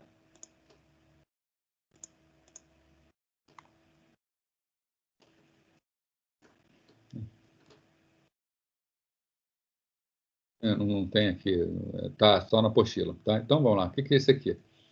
O dump é se vai fazer backup ou não, por uma ferramenta chamada dump. Então, se essa ferramenta dump estiver disponível no sistema operacional, ele procura fazer o backup. A maioria dos sistemas operacionais não carrega mais a ferramenta dump. Então, na prática, esse campo aqui fica meio esquecido. E aqui, por fim, a ordem. É a ordem de checagem do sistema de arquivos, né? Então, o que está falando aqui? Partição de swap. Se está com 0, aqui não vai ser testado. Então, nunca verifica, né? A primeira a ser verificada é o sistema de arquivos raiz, durante o boot. E, por último, ele verifica as partições que a gente acabou de criar, né? Ordem de verificação 2. Então, 0 não verifica e os outros são ordem crescente, sendo que o 1 a gente sempre deixa para o sistema de arquivos raiz. Bom, como é que a gente faz para montar, utilizando essa montagem automática? Utilizando essa montagem automática,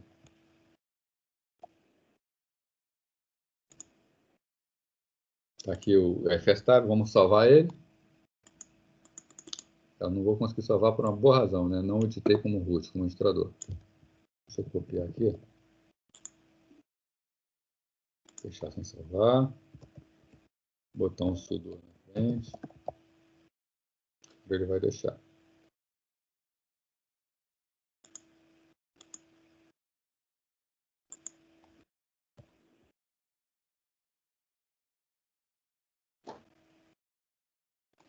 Salvar aqui.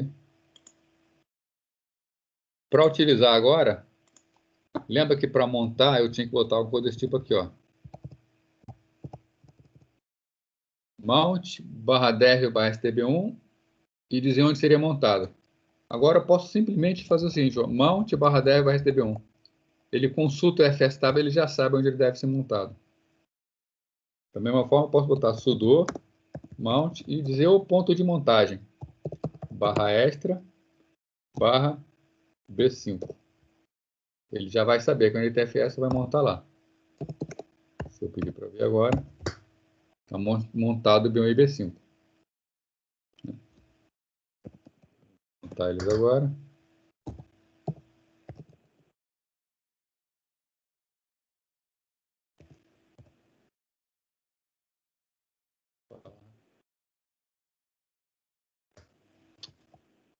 Agora o sudo, estou distraído hoje.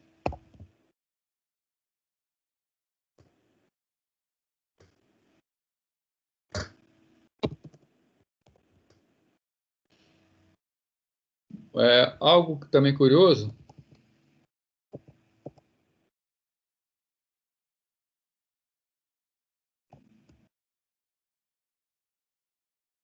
da maneira como está, que vai ser, por exemplo, aqui, está como default, toda vez que o sistema operacional der o boot, ele vai montar automaticamente.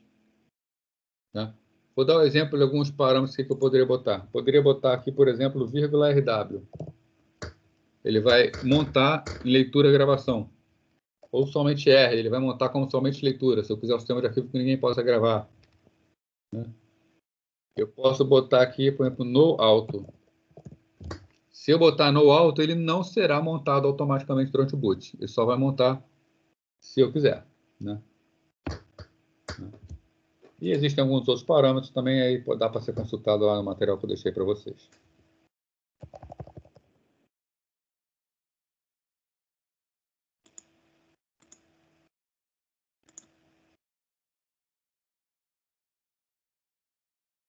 Bom, vamos lá. Cadê o PowerPoint?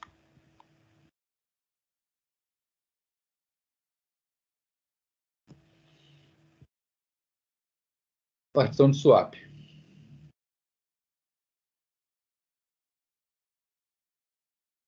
Faz o seguinte, eu vou dar uma conversada com vocês sobre a parte teórica de swap, e se der tempo a gente faz swap hoje, senão a gente deixa para a semana que vem, tá?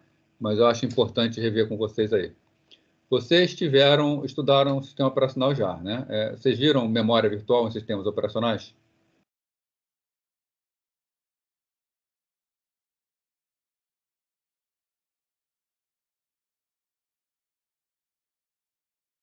Vergonha de falar aí? Chegaram a estudar paginação, segmentação, vocês conhecem esses nomes, sabe o que isso quer dizer? E lembram que a paginação é legal?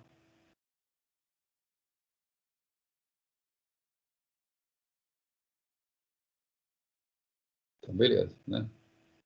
Isso, paginação de memória. O que é a paginação? Só para ficar bem claro, então vai dar para a gente ver swap hoje. Tá? Vamos ver aqui. Paginação é porque a memória ela é toda paginada, são criadas páginas de memória. Tá? A memória, tanto do Linux quanto do Windows, é uma memória segmentada e paginada. Né? O que é uma memória segmentada? A memória como um todo, ela é dividida em segmentos, né? E um programa ele também é dividido em segmentos, ele pode entrar em vários segmentos diferentes. Cada segmento desse, que é uma porção de memória, ele é paginado. Tá? Paginado é o quê? Ele é criado, dividido em páginas. Tá? Uma página típica de um sistema operacional ela tem um tamanho de 4 KB.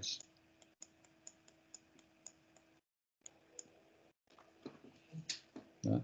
O que é o arquivo de swap? Né? Uma memória, um segmento paginado, um programa, um processo, ele tem normalmente um conceito chamado conceito de localidade. Localidade é que ele tende a ficar executando muito próximo a um determinado local. Então, eu tento estar sempre executando próximo aqui. E essas páginas aqui, por exemplo, raramente são utilizadas. Então, quando falta memória, o que o sistema operacional precisa fazer? Ele tem lá o arquivo de swap, uma partição de swap, seja lá o que for. Originalmente, antigamente, o que é que se fazia? Se jogava o processo inteiro lá dentro para abrir espaço. Hoje em dia não se faz mais isso, porque, por exemplo, essas partições que estão aqui pouco utilizadas podem ser, né? Pode ser que elas não venham a nem ser usadas no futuro mais. Então, essas partições, essas páginas que não estão sendo mais utilizadas, elas são jogadas para o arquivo de swap, ou para a partição de swap, né? Então, você tem uma memória grande, que é a memória virtual. Essa memória virtual, ela, na verdade, é composta por uma série de páginas. Essas páginas, elas vão estar, parte delas na memória real, parte delas em disco. As páginas não têm que estar armazenadas sequencialmente na memória real. Como o programa requer as páginas sequenciais, na memória virtual eles estão no modo sequencial. Na memória real não estão sequencialmente. Então, por exemplo, a primeira página aqui pode estar na posição, a segunda página numa outra posição, essa terceira página numa posição entre elas, e várias outras páginas em disco, né? Aquelas páginas que a gente pretende não utilizar mais, normalmente vai ficar em disco. Tá? E aí o sistema operacional vai ter que ter inteligência por trás disso. Então é para isso que existe o swap, né? O swap serve para quê? Para tirar da memória RAM, né, da memória real, quando for necessário, grava no arquivo de swap essas informações e libera espaço na memória RAM. Tá? Então é para isso que vale o swap. Então, vamos lá, vamos tentar iniciar hoje, vamos torcer para... Mas vai dar tempo sim. Né? Então, o que é uma partição de swap? Quando a gente cria uma partição, né? Ela é utilizada para oferecer suporte à memória virtual em adição à memória RAM. Então, é adição, né? Se eu tenho uma memória RAM de 8 GB e eu crio uma partição de swap de 3 GB, isso vai ser unido e é como se a minha máquina tivesse 11 GB de memória. Obviamente, o sistema operacional vai tentar sempre utilizar a parte de RAM. Mas quando não for preciso, ele vai passar alguma coisa para o swap.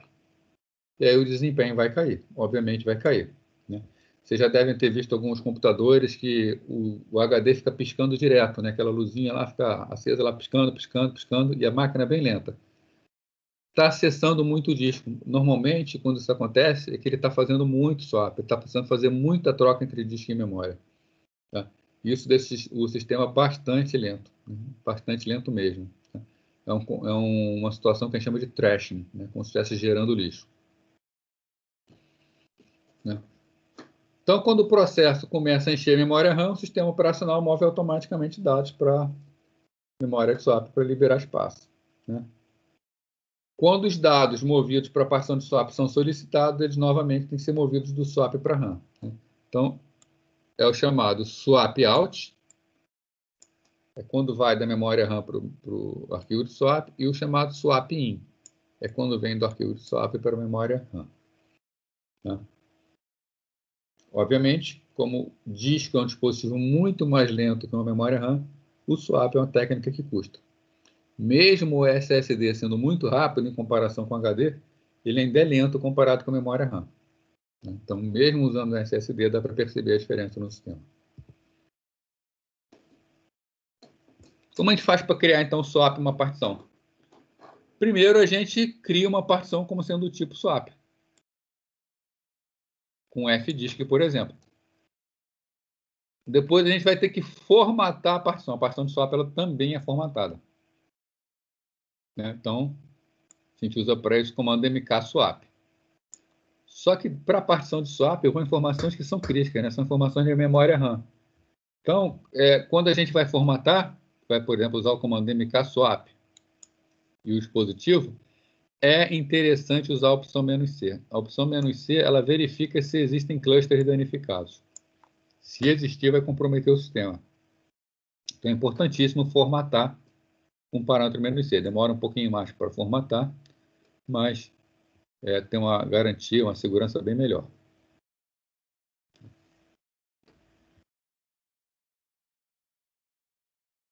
um sistema de arquivos, quando ele é formatado, ele tem que ser montado para poder ser utilizado, né? A partição de swap, ela é parecido. O nome não vai ser montagem, o nome vai ser ativação, tá? Então, nós precisamos ativar uma partição de swap. Ela não vai ser montada porque ela não precisa fazer parte do sistema de arquivos, já que ela não vai receber arquivo, ela só vai receber informações de memória RAM. Então, para a gente ativar uma partição, o comando é o swap on e o dispositivo, né? Então, a gente pode ver, por exemplo, com o comando fruir quanto tem de memória disponível para saber se foi ativado ou não, tá? Da mesma forma como a gente pode botar no arquivo /etc/fstab um sistema de arquivos para montar automaticamente, a gente também pode botar uma linha como essa, que ele monta automaticamente a partição de swap. Quando a máquina debut, a máquina já começa com mais memória virtual. Para desativar uma partição de swap, é o swap off e o número da partição. Desativa. Então vamos fazer isso aí, vamos criar as partições de swap aí.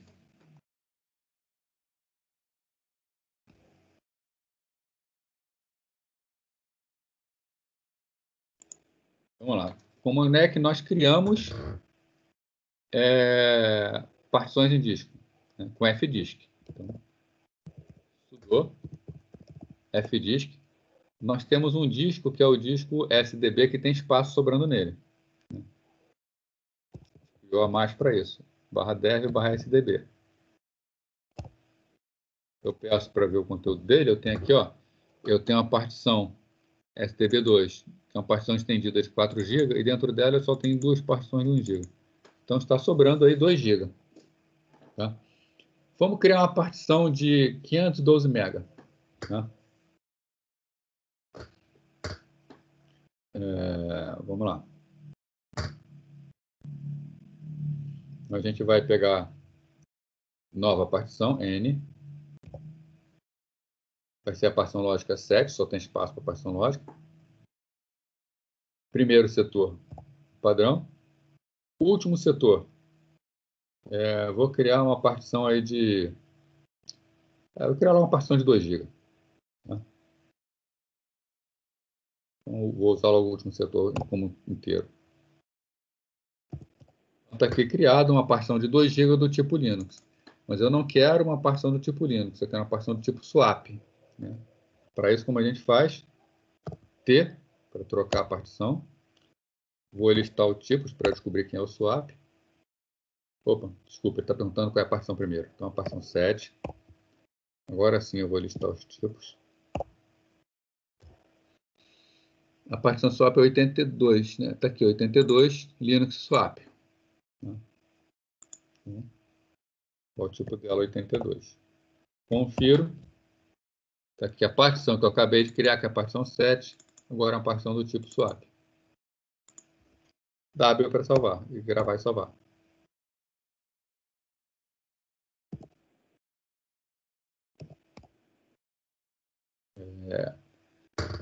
Quanto eu tenho de memória no meu sistema aqui? Eu tenho uma memória total de 3 GB de memória RAM e eu tenho um total de swap de quase 2 GB. 1.998.844 bytes de memória. Tá? Quanto está usado do swap?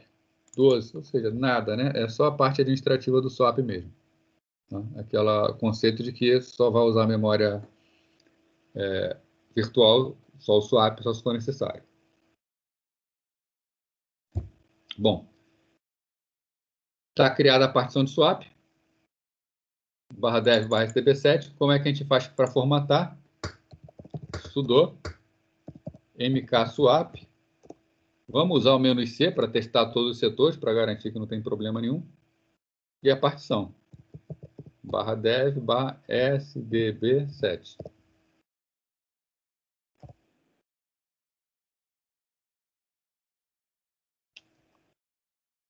Um A7 aqui no SDB7. Ele está criando o swap e está testando. Tá? Então, beleza, 0 páginas invalidadas, ele foi formatado sem nenhuma dificuldade. Tá? E temos agora uma partição de swap de 2 GB. Olhando aqui com o comando free, 2 GB de uso, mas é 2 GB da partição padrão, da SDA. Para a gente ativar essa partição, vamos lembrar aqui, ó, 2 GB praticamente. Vamos botar aqui, swap on, /dev /sdb7. Administrador, né? Tá, se der de novo o comando free, agora eu tenho 4 GB de partição de swap. Eu tinha 2 GB e eu tenho 4 GB. Com isso eu consigo aumentar a partição de swap tranquilamente. Da mesma maneira, se eu quiser agora tirar esse partição de swap, como é que eu faço?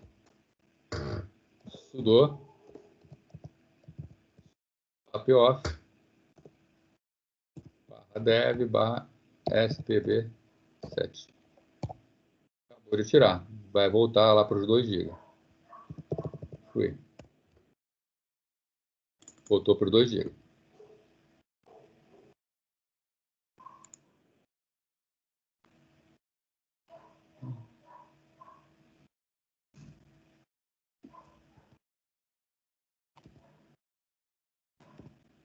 Aí.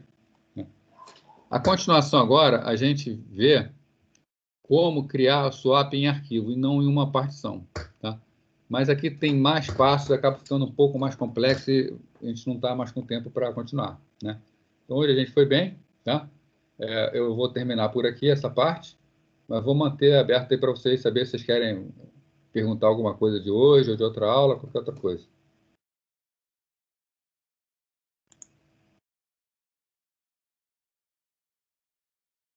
Tá tudo tranquilo?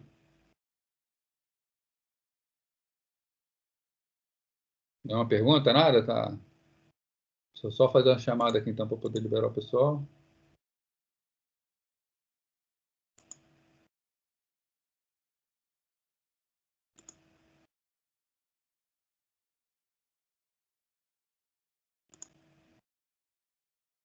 Tá, lista de presença baixada.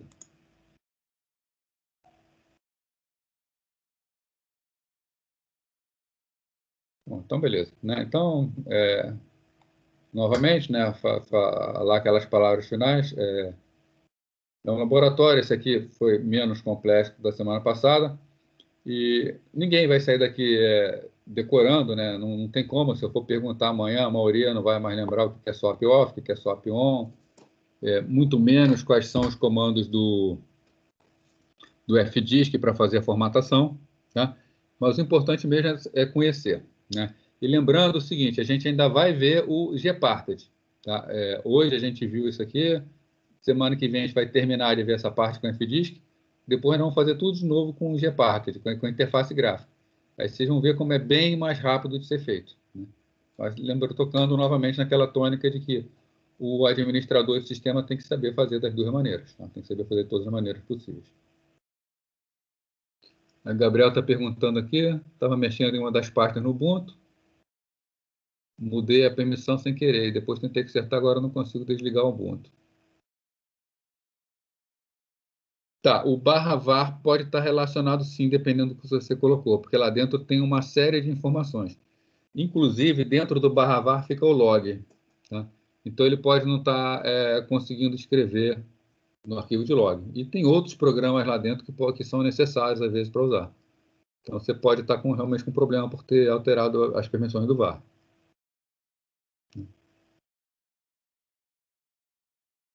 Mas é só voltar, né? Se a gente quiser, vamos ver aqui. Foi só do var ou foi do var inteiro? Foi de alguma coisa lá dentro também?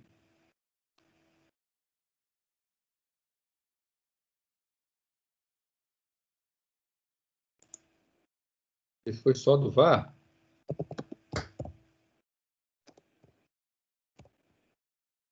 é só voltar a permissão dele normal.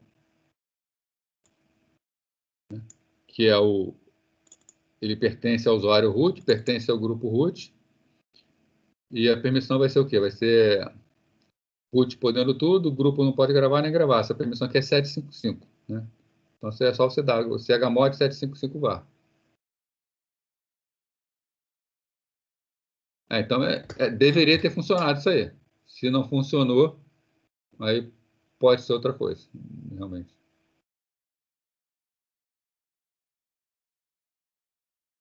Tá? Mais alguma pergunta? Mais alguma coisa?